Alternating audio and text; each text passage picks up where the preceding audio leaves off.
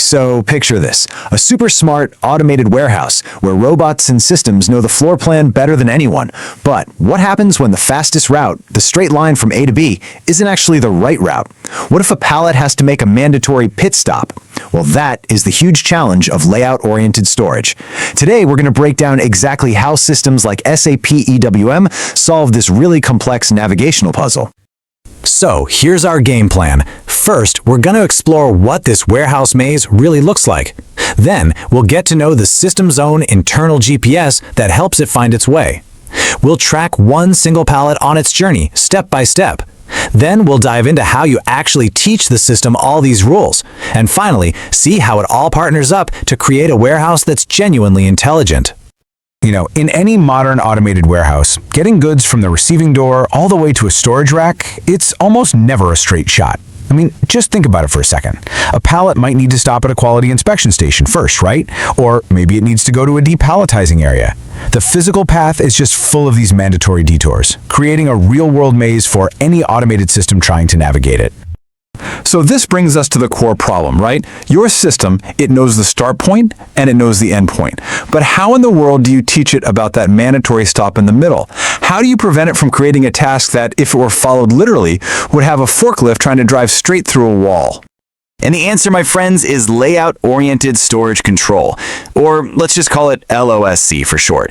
Honestly, the easiest way to think about it is like a super specialized GPS built just for your warehouse. It's not just about getting to the final destination. It's about programming in all those required waypoints and mandatory routes that a product has to take because of your physical layout. So what's the official technical definition? Well, it's a function that directs goods through these intermediate locations.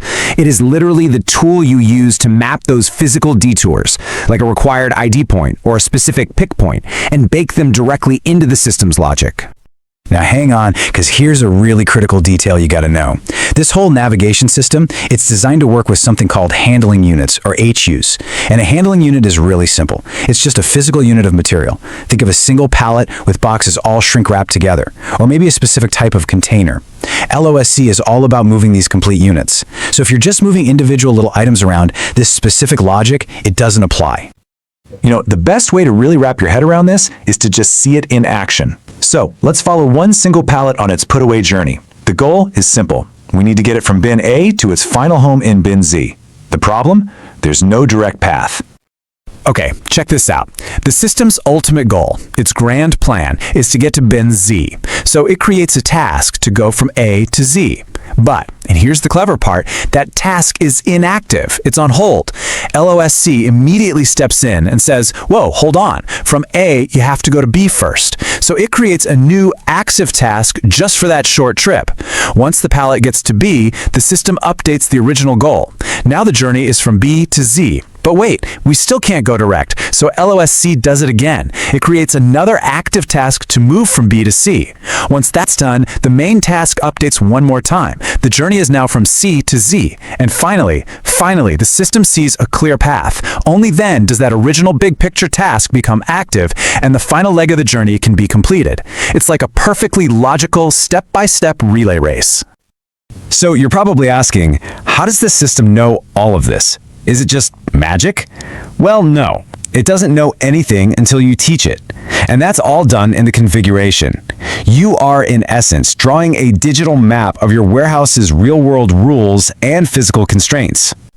And the real heart of the setup is defining these intermediate storage locations.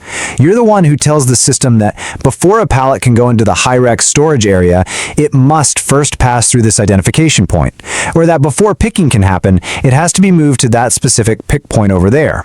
You're building those required detours right into the process flow. And the level of detail you can get into here is just incredible. For instance, you can set rules based on whether something is coming in or going out. You can even have different rules for full pallets versus empty ones.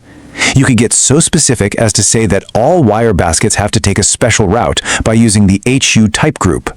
And of course, this is where you specify the exact detour location and what kind of activity or warehouse process type should happen at that intermediate stop. Now, it's really important to understand that LOSC doesn't just operate in a vacuum. It actually works hand in hand with another powerful function called process-oriented storage control. And together, they form this perfect partnership to guide products all the way through the warehouse.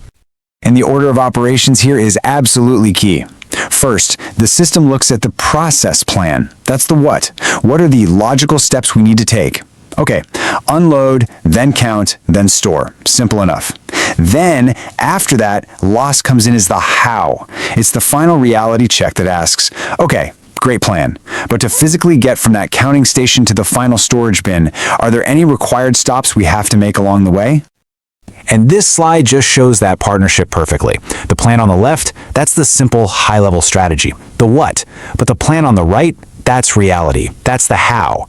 LOC looked at that final put-away step and said, whoa there, hold on. Our physical layout requires a stop at the ID point first, and it just intelligently inserts that physical step, creating a final plan that actually works on the ground. So let's bring this all home. Why is this function so important? I mean, what's its real core purpose in a complex modern warehouse? When you get right down to it, layout-oriented storage control is a bridge. It connects the strategic, high-level plan, the what we want to do, with the practical, on-the-ground reality of how we actually have to do it. It translates your process flowchart into a series of achievable physical movements.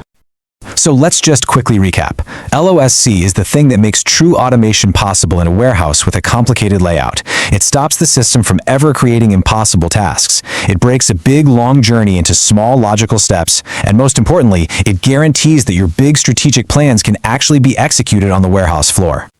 So I'll leave you with this question to take back to your own operation. Where are your people manually making detours that the system knows nothing about? What hidden bottlenecks and inefficiencies could be solved by building a smarter, more realistic layout directly into your system? Thanks. Hello and welcome.